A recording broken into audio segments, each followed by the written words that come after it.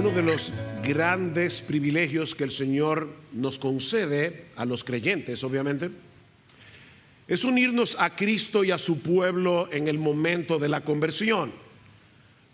Pablo dice en Romanos capítulo 12, versículo 5, que todos los creyentes somos un cuerpo en Cristo e individualmente miembros los unos de los otros. Esa es una realidad que se manifiesta en una forma concreta cuando nosotros venimos a formar parte de la membresía de una iglesia local con seres humanos de carne y hueso, y cuando nos congregamos en el día del Señor para adorarle y escuchar su palabra. Sin embargo, debemos reconocer con tristeza que no siempre estamos tan conscientes del privilegio que eso implica. Y eso sucede, mis hermanos, porque nosotros no vemos la iglesia con los ojos con que Dios la ve. No vemos la iglesia como Dios la ve.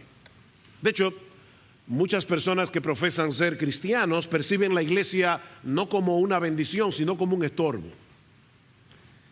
Con Cristo hasta el fin del mundo, pero a su esposa no la soporto.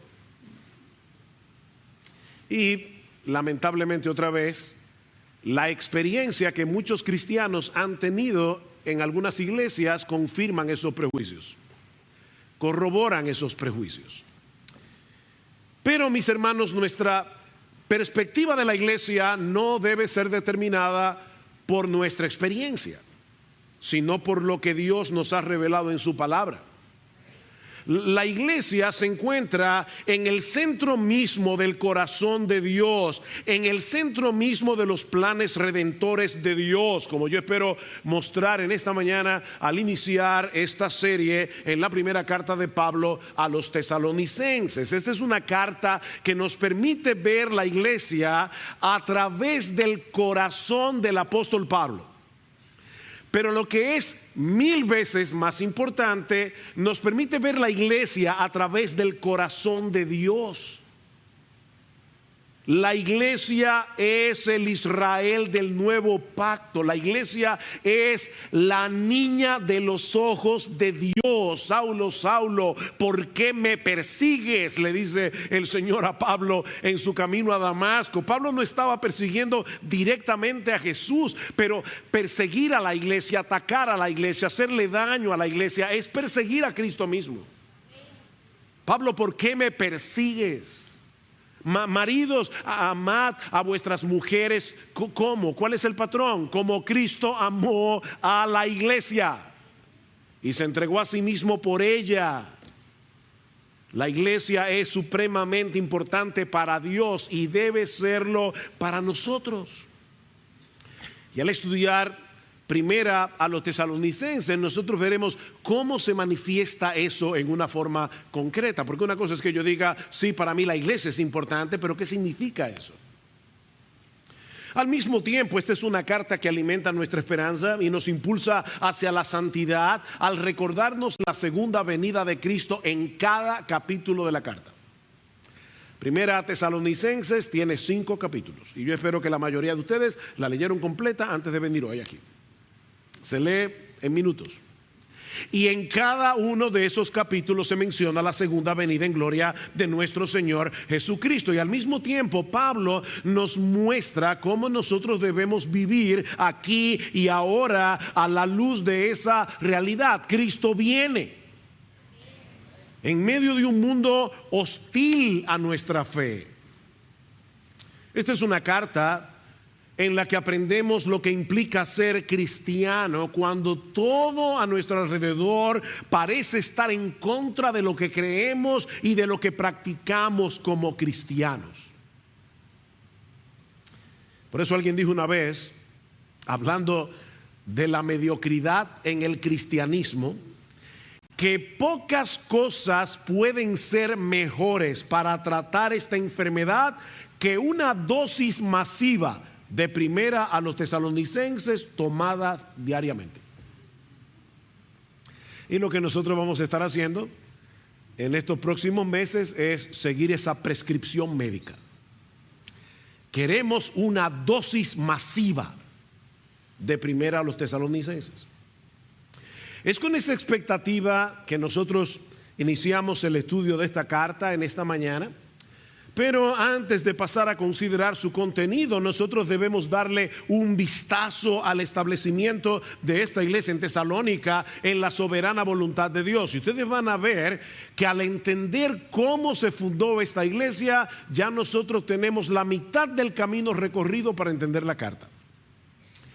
La ciudad de Tesalónica fue fundada por Casandro, uno de los generales de Alejandro el Grande, en el 315 antes de Cristo, y la llamó Tesaloniki en honor a su esposa.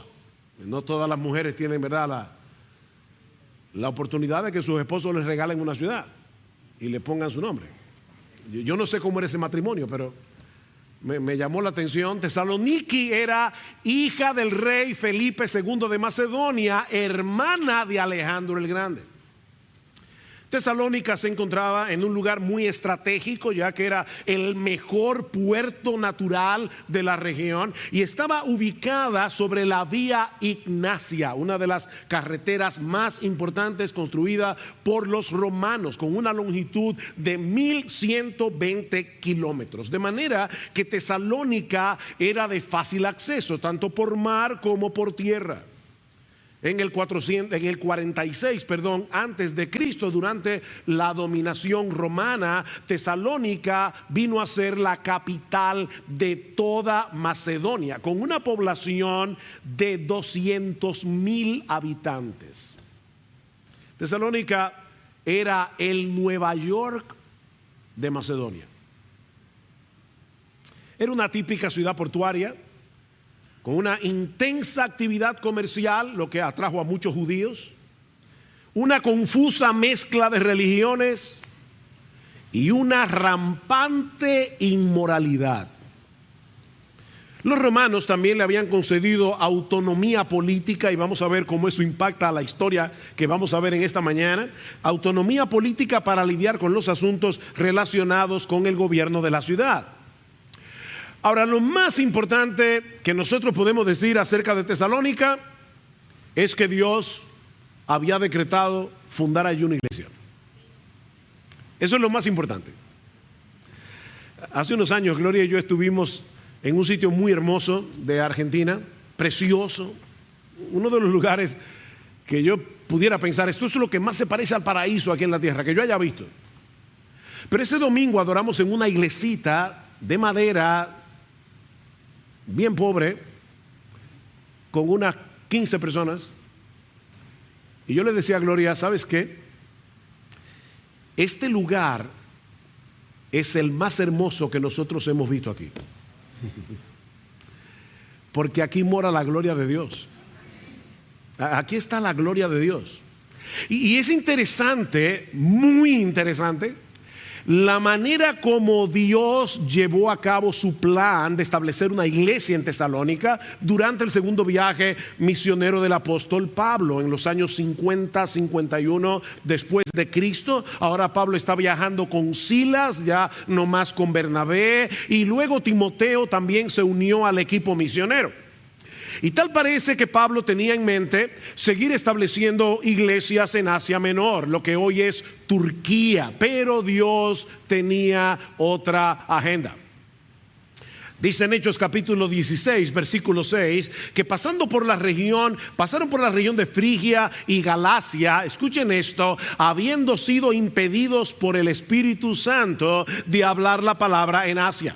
Y cuando llegaron a Misia, intentaron ir a Bitinia, pero el Espíritu de Jesús no se lo permitió. Y pasando por Misia, descendieron a Troas. Ahora, estos versículos se leen tan rápidamente que pueden darnos la impresión de que Lucas está hablando de una distancia relativamente corta. Pablo salió de La Vega y llegó a Santiago. Pero de Listra, de donde salieron, a Troas hay una distancia de 800 kilómetros. Para que tengan una idea, es la misma distancia que hay entre Santo Domingo y la capital de Jamaica, o sea, Kingston. Pablo salió de Santo Domingo y a través de terrenos montañosos, difíciles, peligrosos. 800 kilómetros después llegó a Troas. Y debemos suponer, mis hermanos, tal vez que Pablo y su equipo estaban luchando con un sentido de frustración. Eso es probable. Lucas no nos dice de ninguna conversión, de ninguna iglesia fundada durante todo ese trayecto. Fue una pérdida de tiempo de 800 kilómetros. Así que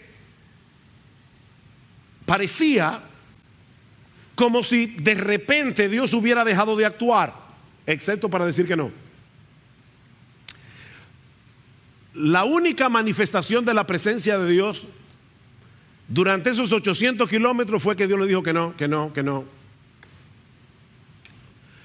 ¿Predicamos la palabra en Asia? No. Entonces, ¿vamos a Bitinia? No. Hermanos, eso, de verdad, por favor, pónganse, no puedo decir en los pantalones, pero en las sandalias de Pablo. Estos hombres querían hacer la obra misionera, no estaban andando en desobediencia. Estaban empeñados en dar a conocer el evangelio, pero se encontraban con un obstáculo tras otro y no podían entender qué era lo que Dios quería que hicieran. Y la verdad es que muchas veces los creyentes tenemos esa misma impresión de que hemos estado recorriendo un largo camino en el que no ha pasado nada. Vemos nuestra vida y decimos, no está pasando nada, excepto que Dios nos está diciendo que no.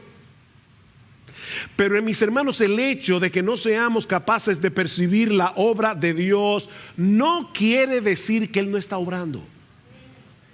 Lo que eso quiere decir es que nosotros no somos capaces de percibirlo. Esos obstáculos de parte de Dios tenían un propósito. Pablo no podía detenerse a predicar el evangelio en Asia, por más bueno que eso fuera, porque Dios tenía otra agenda. Y mis hermanos, déjenme decirles algo: la agenda de Dios siempre, invariablemente es mejor que la tuya y que la mía. Y generalmente no coincide con la nuestra, pero es mejor. ¿Cuál era la agenda de Dios? Si ustedes ven en un mapa, se van a dar cuenta que era como si Dios le estuviera poniendo obstáculos para que Pablo no tuviera otra alternativa que llegar a la ciudad de Troas, en el puerto extremo de Asia Menor, para darles a conocer allí cuál era la agenda que él tenía en mente con respecto a la obra misionera. Dice en Hechos capítulo 16, versículo 9, que estando en Troas esa noche se le mostró a Pablo una visión. Un hombre de Macedonia estaba de pie suplicándole y diciendo: pasa a Macedonia y ayúdanos. Cuando tuvo la visión, enseguida procuramos ir a Macedonia. ¿Qué pasó aquí? Que Lucas se unió al equipo. No sabemos cuándo, pero ahora Lucas está escribiendo en primera persona del plural. Ahora Lucas está en el equipo. Procuramos ir a Macedonia, persuadidos de que Dios nos había llamado para anunciarles el evangelio. Ahora, yo no sé si ustedes se dieron cuenta, probablemente no, mientras yo leía esto, porque ustedes no lo están viendo en sus Biblias, pero Lucas nos dice que las tres personas de la Trinidad estaban involucradas en darles dirección al equipo misionero de Pablo. En el versículo 6 dice que el Espíritu Santo les había impedido hablar la palabra en Asia. En el versículo 7 dice que el Espíritu de Jesús les impidió dirigirse a Bitinia. Y en los versículos 9 y 10 dice que fue Dios, refiriéndose muy probablemente a Dios el Padre, el que les dijo en una visión que pasaran a Macedonia para llevar el evangelio al continente europeo. El Dios trino tenía su propia agenda para el avance de la obra misionera. Dios les había dicho que no durante 800 kilómetros para que el evangelio llegara a Europa. La primera ciudad que fue evangelizada fue Filipos, que Era una de las ciudades principales de la provincia de Macedonia, dice Lucas en Hechos capítulo 16, versículo 12. Y como solía ocurrir, cuando Pablo iba de ciudad en ciudad, allí terminaron en la cárcel. Por eso alguien decía que Pablo nunca averiguaba cuáles son los hoteles de la zona. ¿Cómo son las cárceles aquí? Pero también dejaron establecida allí una iglesia, cuyo primer pastor parece haber sido Lucas. ¿Y cómo lo sabemos? Porque en el resto del relato ya Lucas no habla en primera persona del plural, habla de ellos. Así que Lucas se queda en Filipos. Y tan pronto fueron liberados de Filipos, dice en Hechos 17:1, el texto que leímos al principio, que después de pasar por Anfípolis y Apolonia, por fin llegaron a Tesalónica. Y una vez más, uno lee este versículo y puede darle la impresión de que lo que Pablo está diciendo es más o menos esto: salieron de Arroyo Hondo y llegaron a la Ensanchenaco. Pero resulta que ese recorrido de Filipo a Tesalónica es de 170 kilómetros. O sea, ellos salieron de la capital y llegaron a Samaná a pie para predicar el evangelio.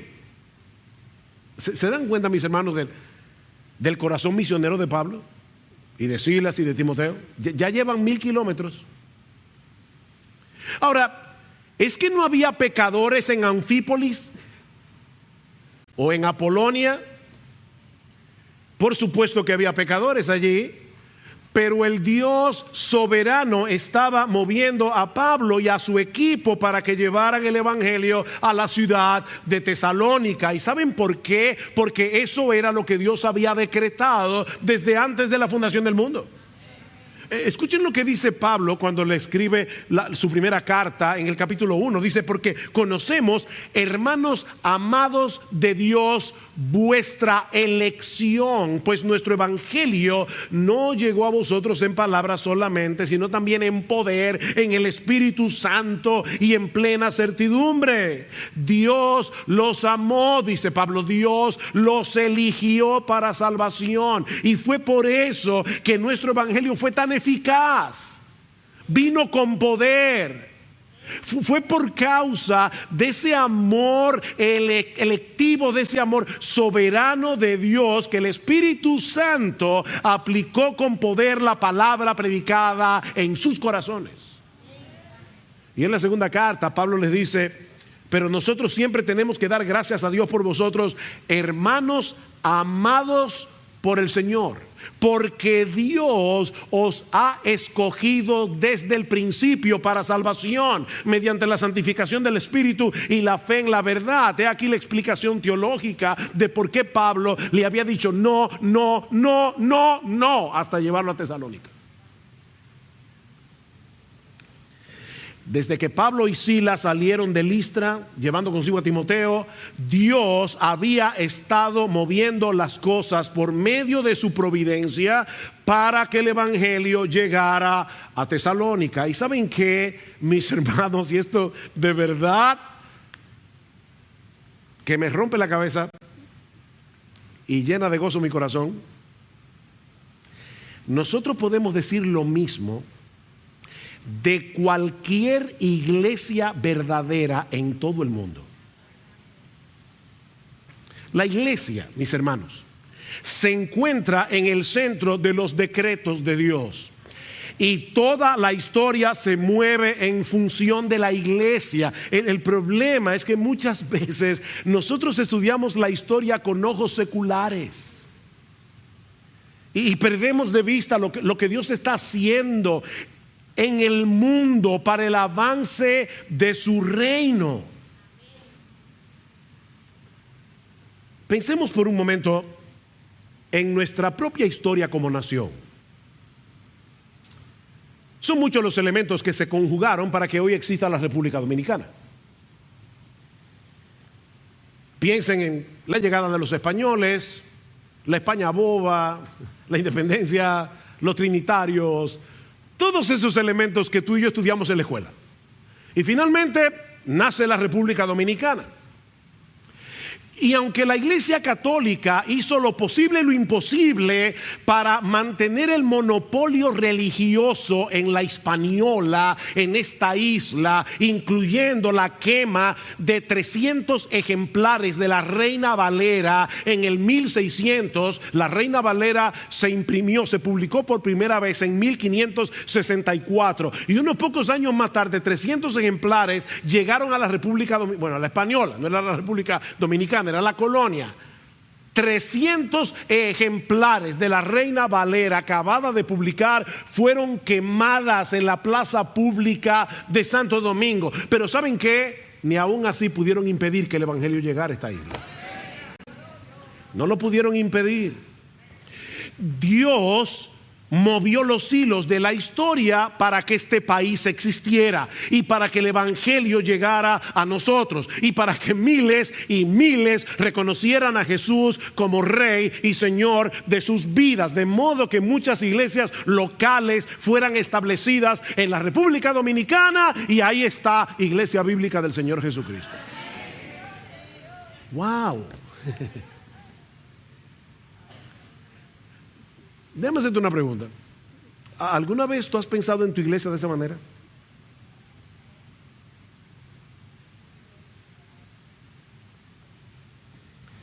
¿Alguna vez tú te has puesto a pensar el hecho de que esta iglesia existe? Y recuerden, yo no estoy hablando exclusivamente de IBCJ.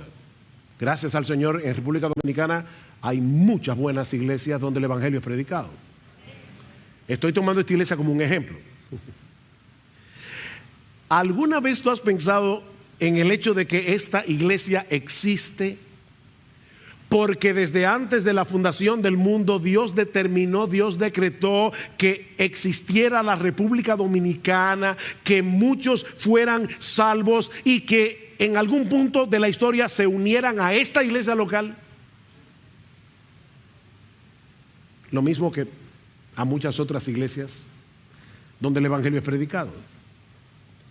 De paso, ya vimos cómo Dios fue moviendo las cosas en su providencia para que Pablo no pudiera predicar el evangelio en Asia en el segundo viaje misionero, porque Dios tenía en mente que el evangelio llegara a Europa. Ahora, yo tengo una pregunta para ustedes.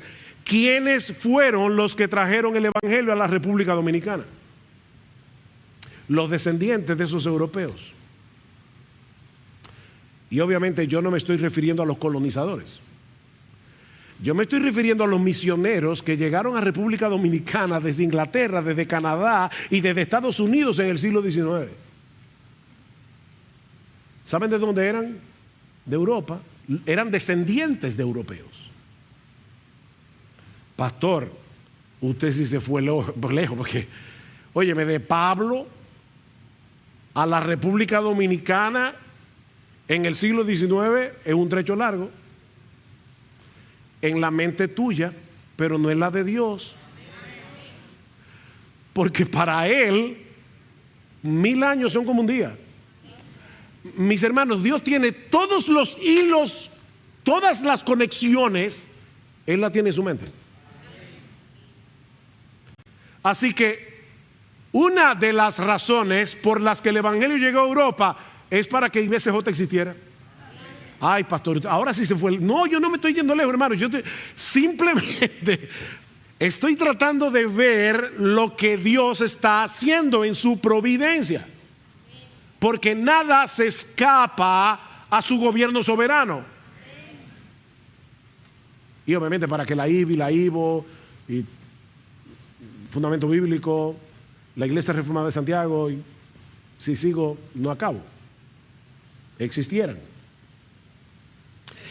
Cada iglesia local tiene su historia, mis hermanos, y todos los elementos envueltos en esa historia fueron gobernados por Dios conforme a sus decretos soberanos. Si tuviéramos eso en mente, yo creo que veríamos la iglesia con otros ojos. Eso fue lo que sucedió en la ciudad de Tesalónica durante el primer siglo. lo mismo que ha estado sucediendo a través de la historia conforme a la agenda de Dios para el avance de su reino en el mundo. Pablo predicó el evangelio, dice a partir del versículo 2, y el impacto fue sorprendente. Hechos capítulo 17 versículo 2. Y Pablo, según su costumbre, fue a ellos y por 3 días de reposo discutió con ellos, dialogó con ellos, debatió con ellos, razonó con ellos basándose en las escrituras, explicando. Es la misma palabra que aparece en Lucas capítulo 24 versículo 27, cuando dice que Cristo les abrió el entendimiento para que comprendieran las escrituras, para que comprendieran todo lo que se decía de él en los libros de Moisés, en los profetas y en los salmos. Dice, explicando y presentando evidencia de que era necesario que el Cristo padeciera y resucitara de entre los muertos, y diciendo, este Jesús a quien yo os anuncio es el Cristo, este Jesús es el Mesías, el que murió en la cruz, es el descendiente de David, prometido que habría de sentarse en su trono para siempre. Ese fue el evangelio que Pablo predicó en Tesalónica. O sea, Pablo no se paró en el centro comercial y comenzó a decir a todo el que pasaba por ahí, Dios te ama, Dios te ama, Dios te ama. Eso no es evangelizar, es explicar, es razonar, es ver en la escritura qué fue lo que pasó allí, cuál es el significado de la muerte de Cristo en la cruz. Él también resucitó, Él ascendió a los cielos, está sentado a la diestra de Dios, Él es Rey de reyes, Él es Señor de señores.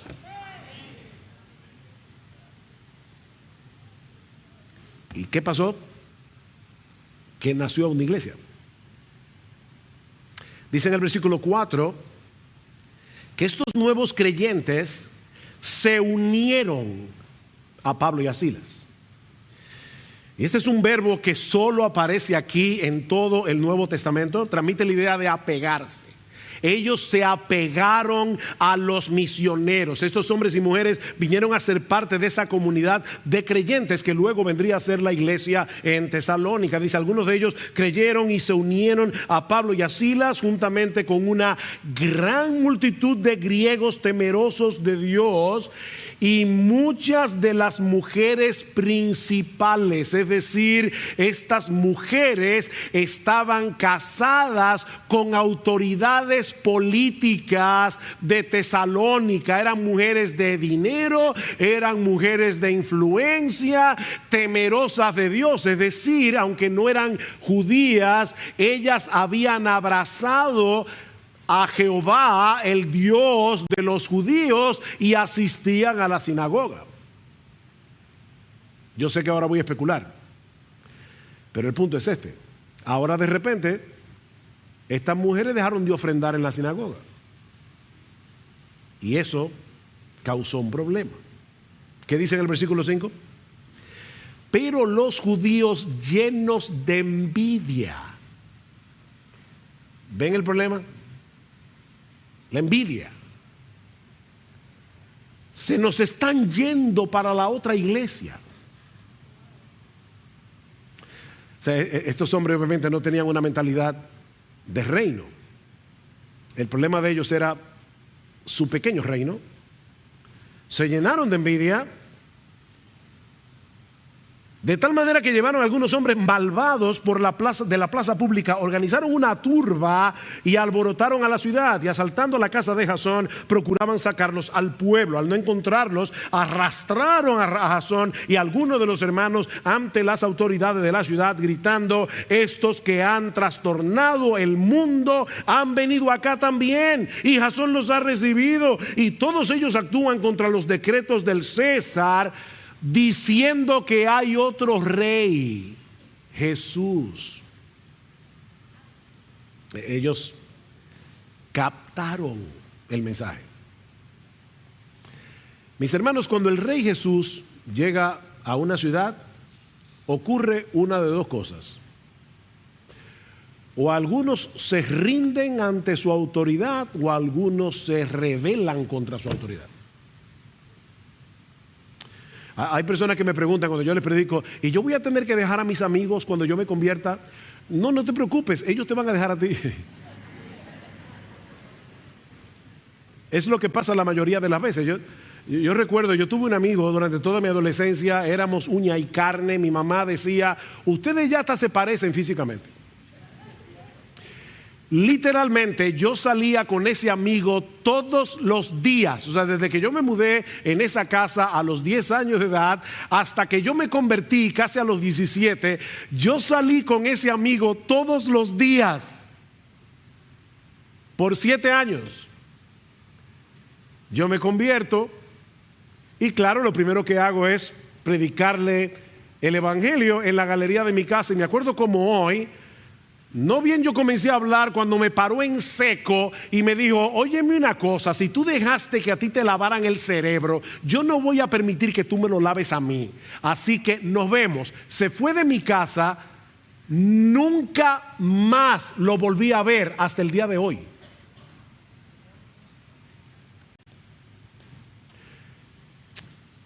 El Rey Jesús lo trastorna todo.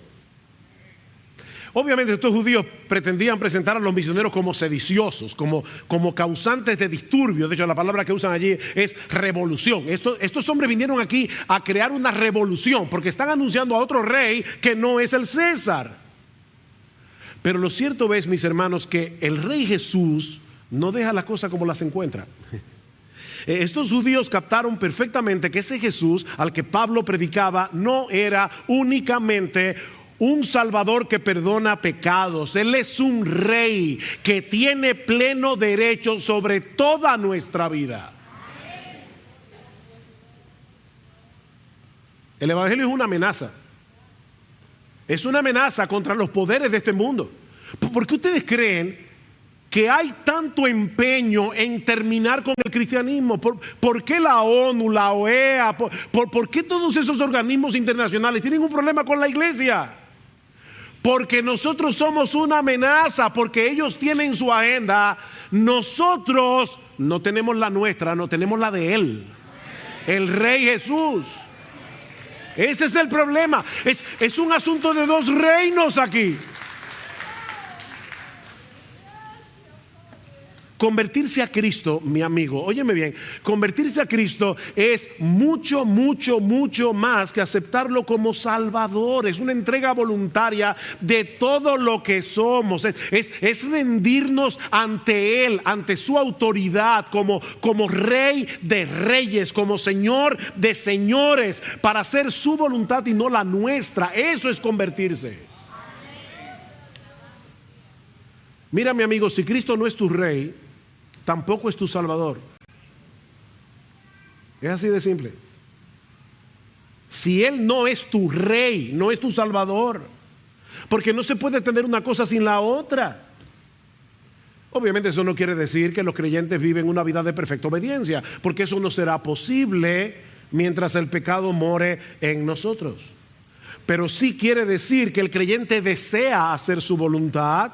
Eso sí quiere decir que el creyente lucha contra su pecado para hacer su voluntad. Eso quiere decir que cuando el creyente peca, le duele su pecado, le avergüenza su pecado y vuelve otra vez en arrepentimiento. Por eso es que Lutero decía, la vida cristiana es una vida de arrepentimiento y fe. Eso no pasa una sola vez. Cuando tú te convertiste, no, mi hermano. Eso es una vida de arrepentimiento, es una vida de fe. Estos hombres y mujeres en Tesalónica se convirtieron, dice Pablo, 1 Tesalonicenses 1:9, se convirtieron, se volvieron de los ídolos a Dios para servir al Dios vivo y verdadero. Esa es la definición de lo que es una conversión. Se volvieron. Sus vidas fueron transformadas. Pero como nosotros vivimos en un mundo donde a lo malo le llaman bueno y a lo bueno le llaman malo, estos judíos de Tesalónica no podían aceptar tranquilamente que el Rey Jesús haya producido ese cambio en la vida de tantas personas y levantaron esta turba, versículo 8, y alborotaron a la multitud y a las autoridades de la ciudad que oían esto, pero después de recibir una fianza de Jasón y de los otros, los soltaron. No sabemos cuánto tiempo duró el ministerio de Pablo en la ciudad de Tesalónica. Algunos sugieren que Pablo solo estuvo allí 3 semanas, porque dice en el versículo 2 que Pablo, según su costumbre, fue a ellos y por 3 días de reposo, es decir, por 3 sábados discutió con ellos en la sinagoga, porque ese era el día en que se reunían los judíos. Pero allí no dice que Pablo se pasó 3 semanas en Tesalónica, dice que él fue por 3 sábados consecutivos a la sinagoga mientras lo dejaban entrar, porque parece que después ya no lo dejaron. Ahora, es muy probable que Pablo se pasara un poquito más de tiempo en la ciudad, porque dice en la segunda carta que Pablo llegó a trabajar haciendo tiendas de campaña. Dice en Filipenses que cuando él estaba en Tesalónica, los filipenses en 2 ocasiones por lo menos le mandaron una ofrenda. O sea que aparentemente el tiempo de Pablo en la ciudad fue un poco más extenso, pero lo cierto es, hermanos, que fueron muy pocas semanas. Un ministerio sumamente breve. Así que Pablo y su equipo se vieron obligados a salir de Tesalónica, dejando atrás una iglesia de recién convertidos en medio de mucha hostilidad. De Tesalónica llegaron a Berea. ¿Y qué hicieron los misioneros? Dijeron, bueno, mira, esto se está poniendo difícil. Vamos a tomar un tiempo para orar. No, volvieron a la sinagoga en Berea, predicaron el evangelio, y los judíos de Tesalónica enviaron otra turba a Berea también. Y Pablo tiene que salir de Bereas hacia Atenas, y cuando llega a Atenas, ¿qué hace? Ir al Areópago a predicar el evangelio. Mis hermanos, déjenme decirles algo. Predicar el evangelio es más importante que nuestra vida. Es tan sencillo como eso. No es decir ahora qué corazón tenía Pablo. Sí, verdad que tenía un corazón misionero impresionante, pero ¿sabe qué es lo que Pablo tenía? Un entendimiento muy claro de quién era Jesús, un entendimiento muy claro de lo que va a pasar con las personas que no se arrepienten de sus pecados y se rinden ante Jesús y lo aceptan como su rey. Y eso lo impulsaba a predicar, a predicar, a predicar. No importa lo que tuviera que sufrir por eso. Pablo llega a Atenas, luego a Corinto, y estando en Corinto ya no puede soportarlo más, porque el corazón de Pablo estaba atado a los hermanos de Tesalónica. Pablo se preguntaba, ¿qué habrá pasado con estos hermanos? Vayan conmigo a la carta primera a los tesalonicenses. Noten lo que Pablo les dice en el capítulo 2. Versículo 18, ya que queríamos ir a vosotros, al menos yo, Pablo, más de una vez, pero Satanás nos lo ha impedido. Pablo quería él mismo llegar a Tesalónica. Capítulo 3, por lo cual no pudiendo soportarlo más. ¿Ustedes están escuchando este lenguaje? El amor de Pablo por sus hermanos. No pudiendo soportarlo más, pensamos que era mejor quedarnos solos en Atenas, y enviamos a Timoteo, nuestro hermano y colaborador de Dios en el evangelio de Cristo, para fortaleceros y alentaros respecto a vuestra fe. Y cuando Timoteo regresa de Tesalónica a Corinto, le da un reporte a Pablo sumamente alentador. Dice: Pablo, estos hermanos están firmes en la fe, estos hermanos no han claudicado, pero hay algunos problemas. Hay algunos problemas. Por un lado, algunos incrédulos te están difamando, Pablo. Están diciendo que tú eres un oportunista que se quiere aprovechar del dinero de estos hermanos. Por eso es que Pablo en el capítulo 2, en el versículo 5 dice: yo no fui por lucro a ustedes. Él está defendiendo su ministerio. Y por otro lado, la persecución contra los creyentes había arreciado.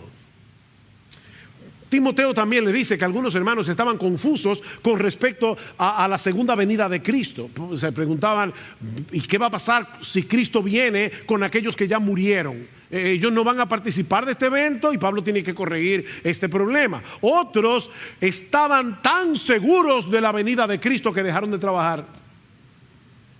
Pues si ya Cristo viene, ¿para qué empeñarnos en esto, en estos afanes del mundo? Y Pablo les dice: el que no quiere trabajar, que tampoco coma.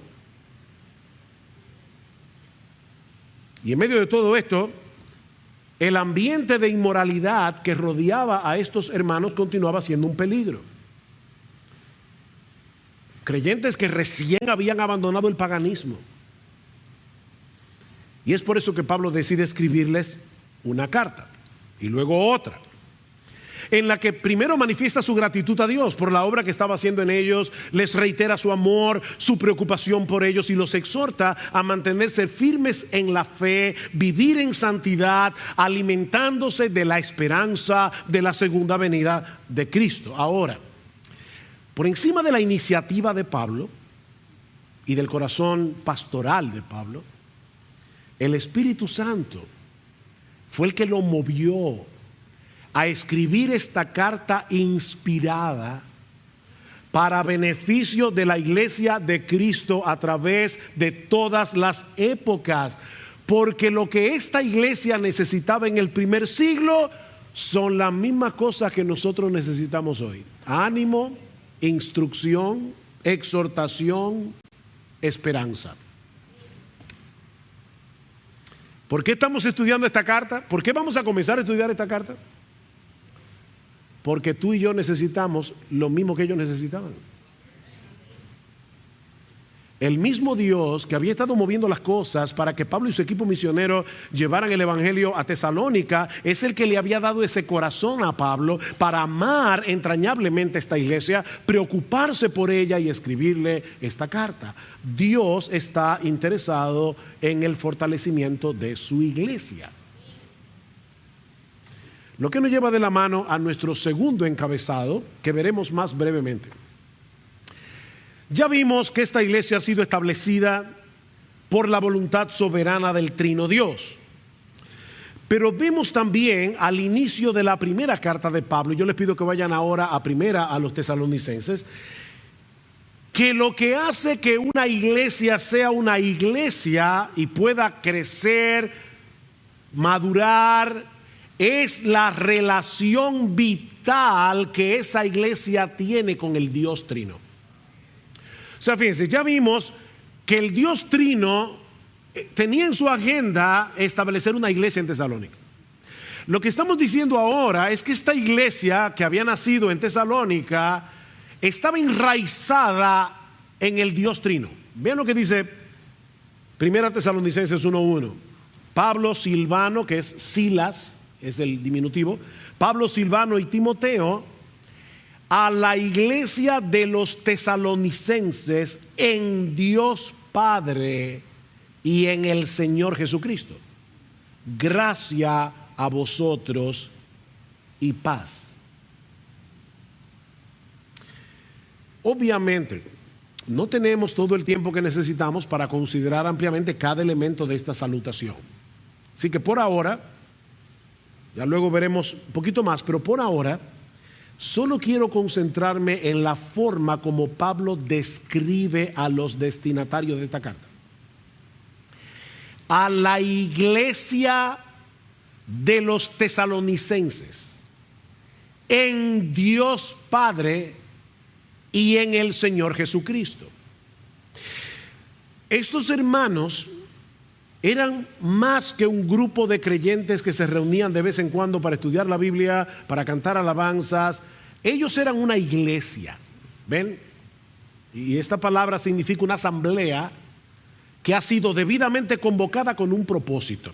Ustedes recuerdan que yo les había dicho que los romanos habían conferido cierto grado de autonomía política a la ciudad de Tesalónica. O sea, ellos estaban acostumbrados a reunirse en asambleas para deliberar los asuntos de la ciudad, y la palabra que se usaba para designar esas reuniones era eclesia, la misma palabra que Pablo está usando aquí y que se traduce como iglesia. Eclesia, asamblea. Pero esta asamblea, esta eclesia de la que habla Pablo, es muy diferente porque es el mismo Dios el que la ha convocado. De paso, mis hermanos, cuando tú faltes a esta reunión, hay razones de peso para faltar a la iglesia el domingo. Pero nunca olvides esto. Esta es una asamblea que ha sido convocada por Dios. Y Él se hace presente en medio nuestro en esa convocación. Así que Hay razones de peso para no venir el domingo a la iglesia. La hay, o las hay. Solo asegúrate que sea una razón que el Dios que convocó esta asamblea la acepte como buena y válida. Porque es Dios el que nos ha convocado. Y Él está aquí. Él está aquí. Esto es serio.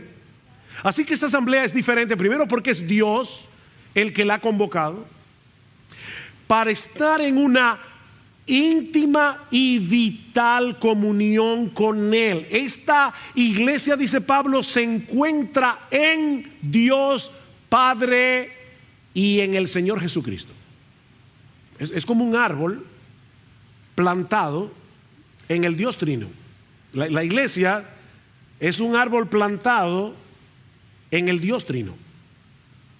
Geográficamente la iglesia se encuentra en Tesalónica, pero espiritualmente hablando la iglesia se encuentra en Dios Padre y el Señor Jesucristo. Y de paso es interesante notar que hay un solo en el original griego, dice en Dios Padre y el Señor Jesucristo, mostrando la unidad entre el Padre y el Hijo. Podemos traducir esta frase en conexión con Dios Padre y el Señor Jesucristo, o en el ámbito, en el reino, en el terreno de Dios Padre y el Señor Jesucristo. La iglesia le pertenece a Dios y encuentra su vida en Dios. Eso es lo que hace que una iglesia sea una iglesia. ¿Dónde se encuentran los cristianos? Bueno, pastor, en Santo Domingo, en China, no. Espiritualmente, en Cristo. Cada cristiano está unido a Cristo por la fe, ¿no es así? Somos cristianos porque estamos en Cristo, unidos a Cristo por la fe. Y por esa razón, Pablo dice en Colosenses capítulo 3, versículo 3, que nuestra vida está escondida con Cristo en Dios. ¿Tú oíste eso?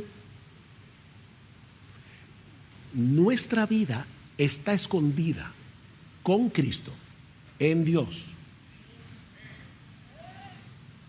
Y como todos los creyentes estamos con Cristo en Dios, la iglesia es la iglesia que está en Dios Padre y el Señor Jesucristo. ¿Ven cuál es el punto? Un poco más adelante Pablo hace mención del Espíritu Santo, porque dice en el versículo 4: sabiendo, hermanos amados de Dios, su elección de vosotros, pues nuestro evangelio no vino a vosotros solamente en palabras, sino también en poder y en el Espíritu Santo. Y luego dice en el versículo 6: y vosotros vinisteis a ser imitadores de nosotros y del Señor, habiendo recibido la palabra en medio de mucha tribulación, con gozo del Espíritu Santo. Fue por la obra del Espíritu Santo que ellos se volvieron de los ídolos a Dios para servir al Dios vivo y verdadero. Y era por la obra de ese mismo Espíritu que ellos podían experimentar gozo en medio de la aflicción. El Espíritu Santo estaba haciendo eso. De manera que el Dios Trino que estuvo involucrado en el establecimiento de esta iglesia, como hemos visto ya, es el que los ha tomado para sí, para que la vida de ellos estuviera escondida en Él. La iglesia es iglesia porque se encuentra en Dios. La iglesia vive en Dios, está centrada en Dios. ¿Y eso qué significa en la práctica? Pastor, aterríceme eso. Bueno, 3 cosas y con esto termino. En primer lugar, que es un privilegio enorme ser parte de la iglesia. Hay una conexión entre Dios y la iglesia que no existe con ninguna otra institución en el mundo. No hay nada más importante que la iglesia.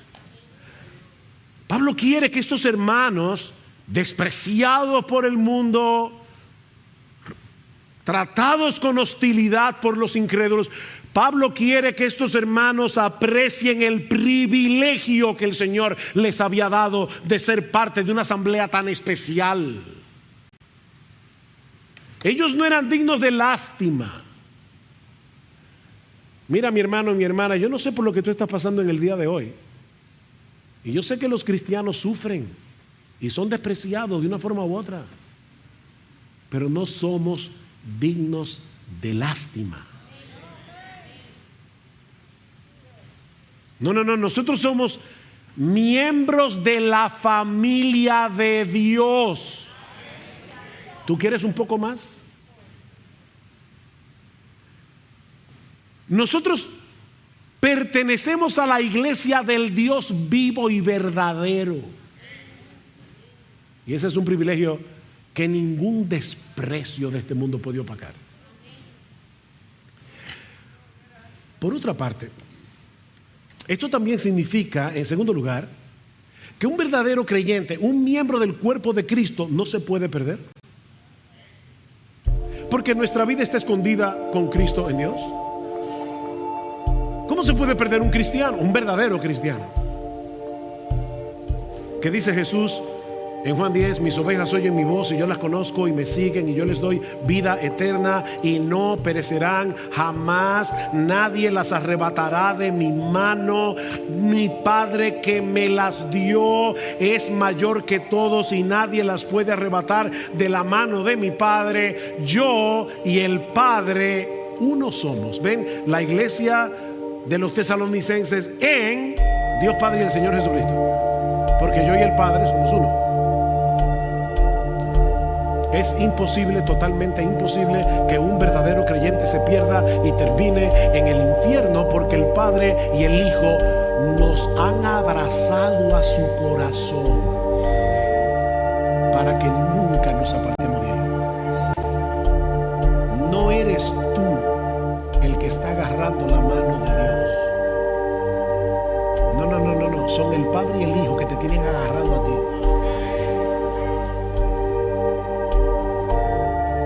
Pero esto también nos enseña, en tercer y último lugar, que Dios es el centro de la iglesia. Dios es la razón de ser de la iglesia. Es nuestro privilegio pertenecer a la iglesia. Somos inmensamente bendecidos por ser parte de esta asamblea tan especial, por poder congregarnos como iglesia cada domingo. Pero mis hermanos, la iglesia existe por la gracia de Dios, para la gloria de Dios. La iglesia existe por la gracia de Dios, para la gloria de Dios. ¿Cómo describe Pedro a la iglesia en su primera carta? Dice Pedro que los creyentes, oigan esto, el sentido de privilegio, somos linaje escogido, real sacerdocio, nación santa, pueblo adquirido por Dios. ¿Para qué? Para que anunciéis las virtudes de aquel que os llamó de las tinieblas a su luz admirable. Aleluya, gloria a Dios.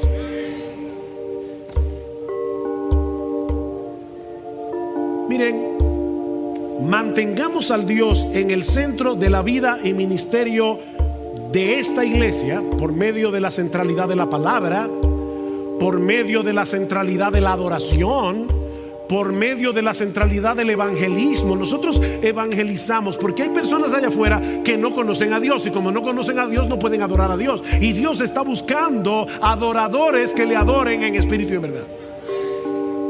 Es verdad que no queremos que la gente se vaya al infierno. Nosotros debemos evangelizar porque no queremos que la gente se pierda. Mi amigo, si tú estás aquí en esta mañana, nosotros no queremos que te pierdas, no queremos que vayas al infierno. Pero la razón primordial por la que nosotros debemos evangelizar a los perdidos es para que Dios les abra los ojos, para que ellos puedan ver la hermosura de Jesús, para que ellos se conviertan de los ídolos a Dios y comiencen a servir, a adorar al Dios vivo y verdadero. Esa es la razón por la que nosotros debemos evangelizar. Porque hay gente allá afuera que no está adorando a Dios. Dios es el centro. ¿Y saben lo que está pasando hoy día? que el hombre ha venido a ser el centro de la iglesia. Por eso es que mucha gente evalúa la iglesia en base a si los ministerios que la iglesia tiene suplen mis necesidades, si los himnos que se cantan a mí me gustan o no me gustan. La idea no es, ese himno glorifica a Dios, alaba a Dios, exalta a Dios. No, a mí me gusta o no me gusta. Son mis preferencias ahora lo que se ha convertido en la tabla de evaluación para yo evaluar una iglesia. En vez